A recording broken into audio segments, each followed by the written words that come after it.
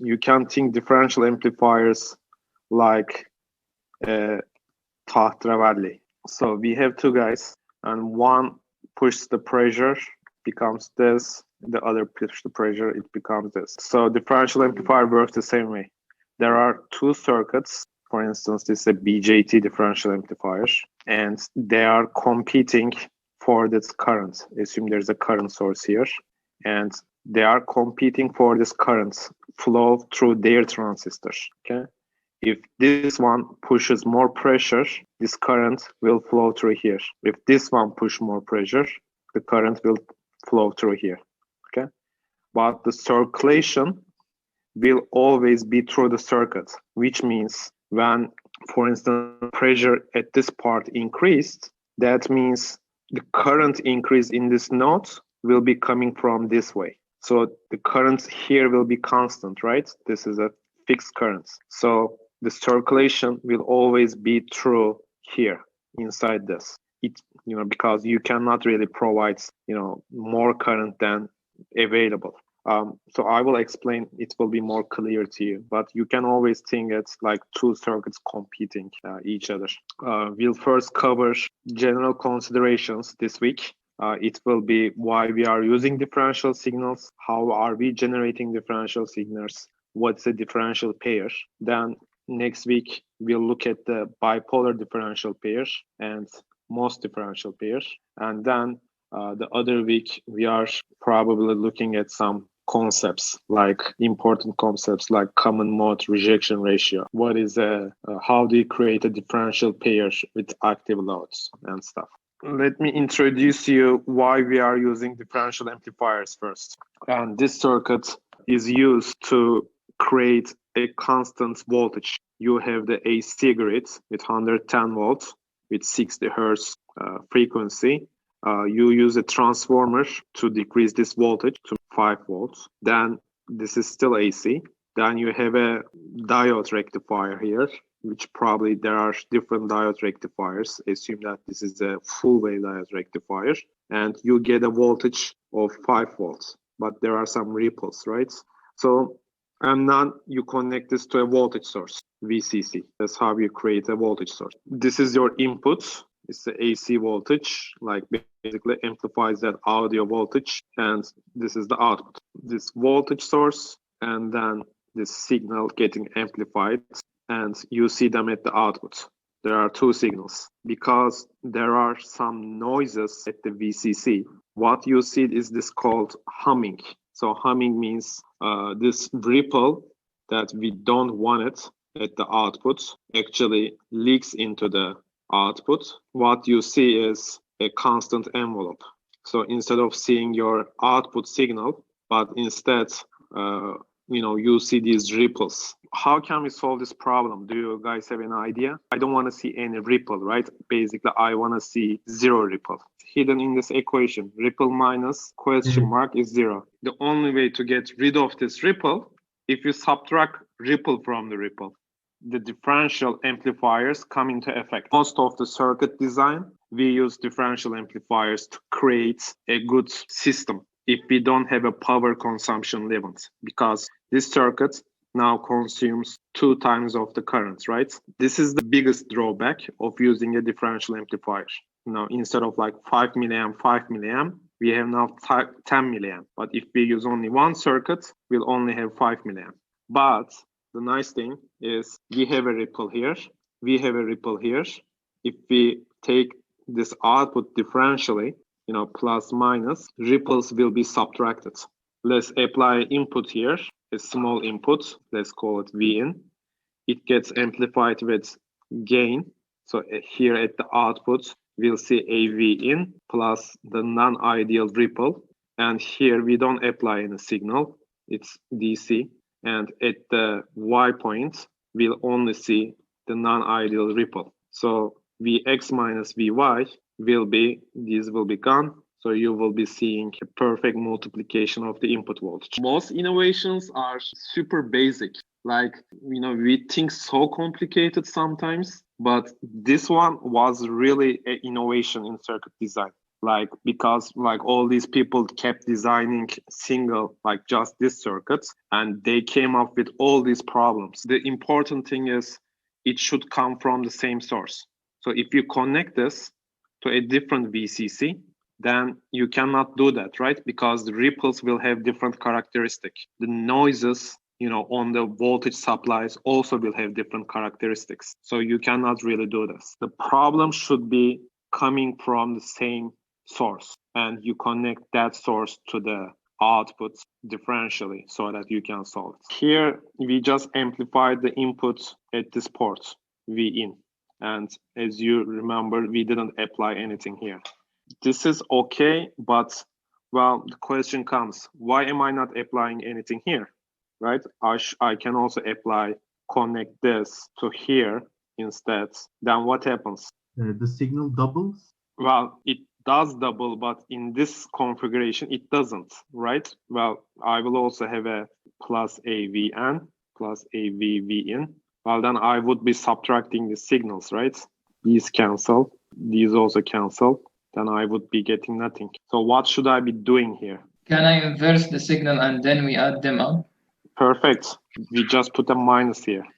If we have a minus here, this signal minus this signal becomes 2. So actually, you would be getting 2 AV.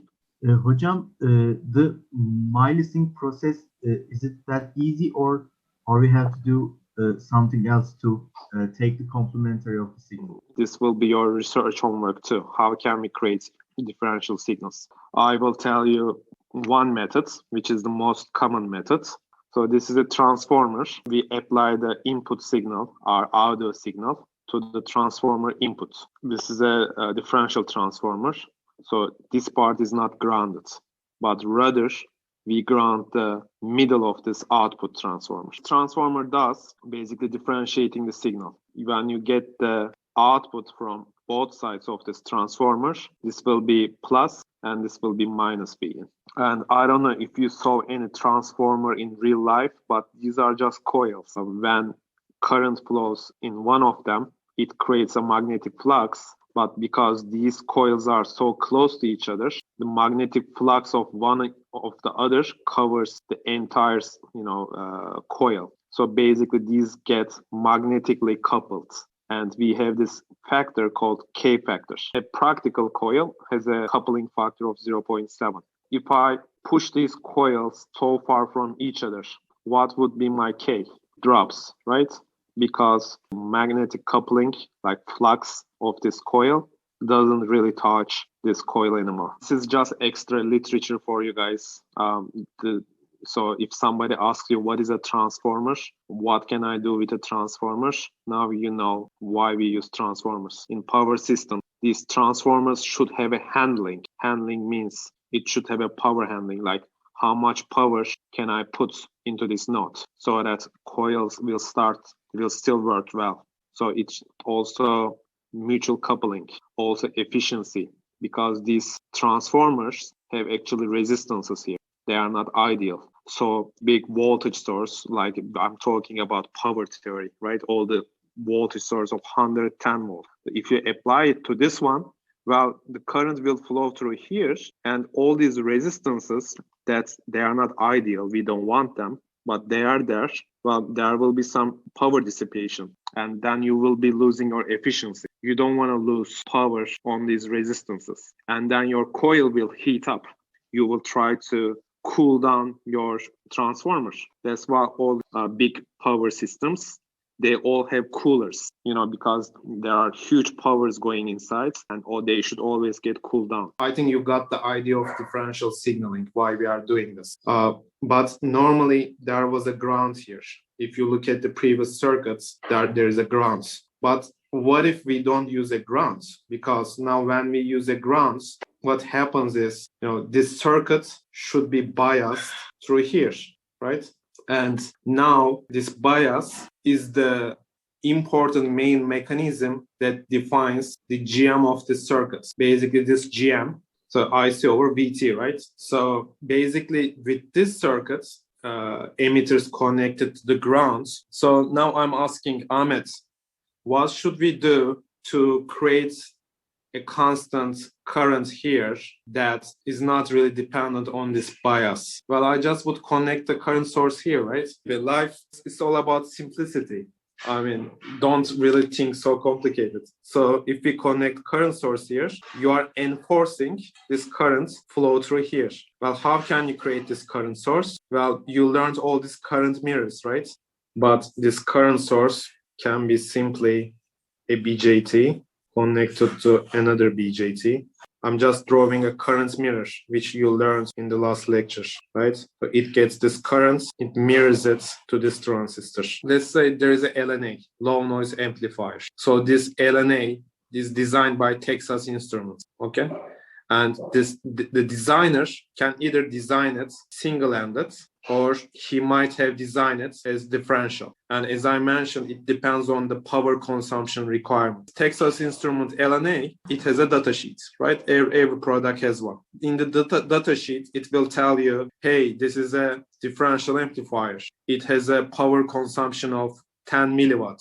It has a gain of 20 dB, okay? It has a frequency response characteristic, which you'll learn it in this class much more in detail, like this. You know, basically the gain starts to drop after a frequency. Okay, this is the body plot. Going back to the current discussion, we need this current source, rather create a more reliable circuit. So instead of this bias. So as you can see, we connect this current source to this emitter of these transistors called tail. We have this voltage here, and we have the same voltage here, and this is DC voltage. It's called common modes because they are same. We call it common mode voltage. And let's assume they are 1 volt, and this is also 1 volt. We don't have any AC signals. This is all DC. What would be the current here? Yeah. IEE divided by 2. Same logic with the CMOS, okay? It's exactly applies to this. 2 volts and 1 volt. So what would happen? Which one is stronger? 2 volt. Would take more or less of the IEE? More. Exactly. When this signal goes up and when this signal goes down, basically Q1 will start to get more IEE. So, and at some point, it will get all of them. Put this input voltage difference, V in minus V in 2. So when they were 1 volt, we are at 0, right? So when V in starts to increase, which we go this way, as you can see, this is the current for the Q1 transistor, the one here, and the other one is the transistor for this one. So when V in starts to increase, it's attracting more currents, and at some point, it will get all of the currents. Okay, this is V in 1, and that one, the other one is V in 2. Similar for V in 2. V in 2 starts to increase, this will be minus. So now it will start to get more currents and more currents. So where I was left is, so I assume they are 1 volt. Well, it might be 2 volt, it might be 0.5 volts.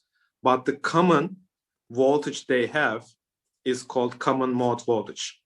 So if this is V1 and if this is V2, we should always write V1 and V2 as their common voltage, which is VCM, plus the differential voltage called VD.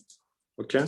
So that V2 will be, so that's called differential signaling. They will always have common mode voltage, and they will always have plus and minus differential voltage. V1 voltajı 3 volt olsun.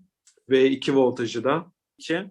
I sum them up. What happens is 2 VCM, right? If I divide by 2, I can easily find VCM. So 3 plus 1.6 divided by 2, 2.3 plus 0.2. So 1.6 is 2.3 minus 0.3, okay?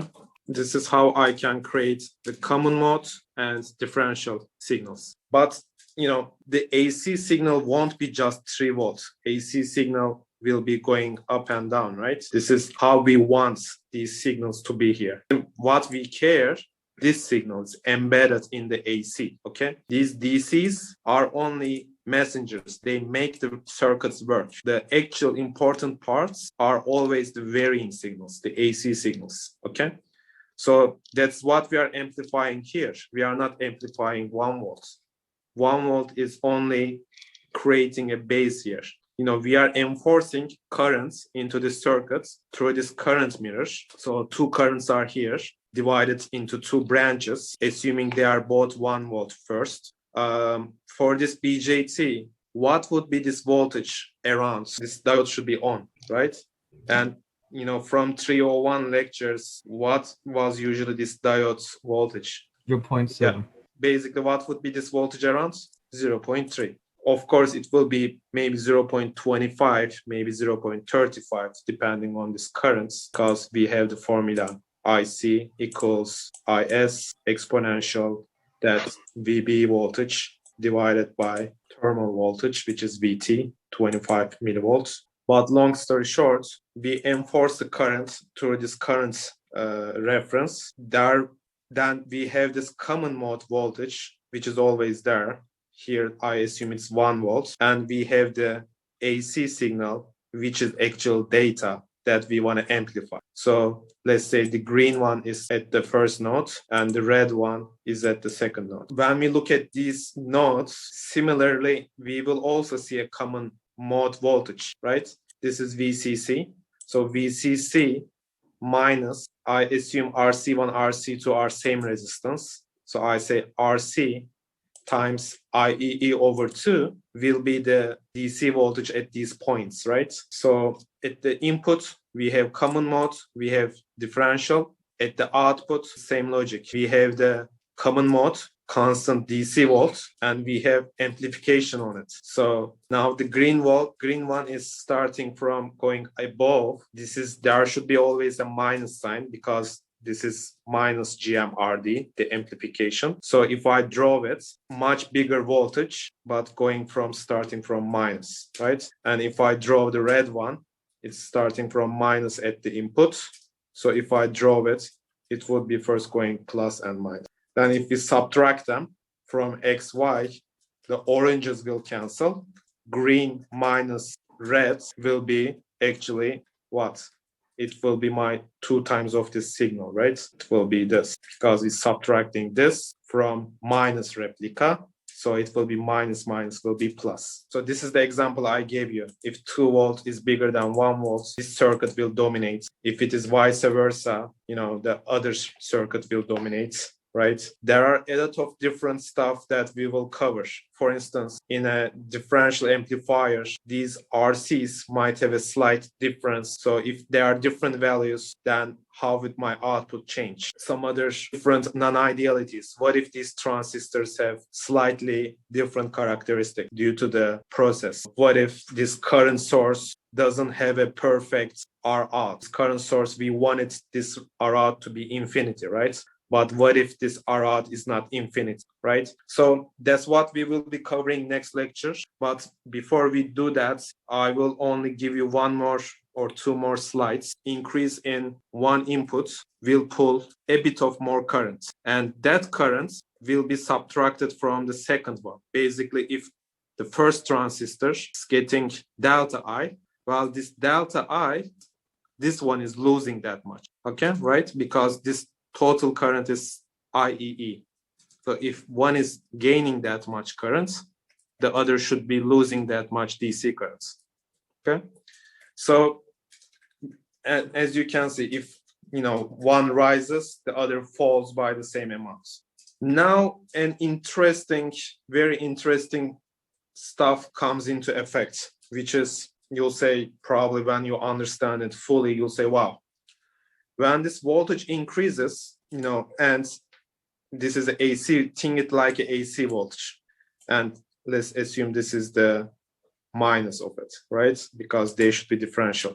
What will happen is this transistor's GM, so GM will be same because we are assuming that they will have a fixed current. So fixed current is what? IEE over 2, right? Because we are assuming that their VCM is not changing. They are constants. So GM will be what? 2 times K times I. So I is IEE over 2 for both circuits. You know the K. So you can find the GM. And that GM takes this much delta V in the input and it creates this much current change. this here I can explain a bit more clear. Always I use these graphs to understand. So normally we are at this point, but think about AC voltage. When one transistor has a little bit more voltage, the other transistor, differential transistor, has a little bit less voltage because of the AC, right? This one is increasing, but the other one, other transistor, is actually decreasing. So we are maybe here, or maybe we are here. And the slope of this curve will give you GM. Let me explain what is the virtual ground. So virtual ground is when we do an AC analysis, you can assume this port is actually ground. And you can say, how come it's ground? It's connected to a current source. Well, yeah, it's connected to a current source, but in DC domain. In actually AC domain, where you can see this small change here when it's increasing, the other port is decreasing. What is happening is current increase is coming from this port. So there is kind of a loop here. The total current is always same. So whatever change is happening here, delta I, is getting provided extra from here. Okay? So that's why this circuit is actually always DC-wise constant. It's called P. It must stay constant to accommodate these changes. One transistor's current increasing GM delta V, the other transistor current is dropping minus GM delta V.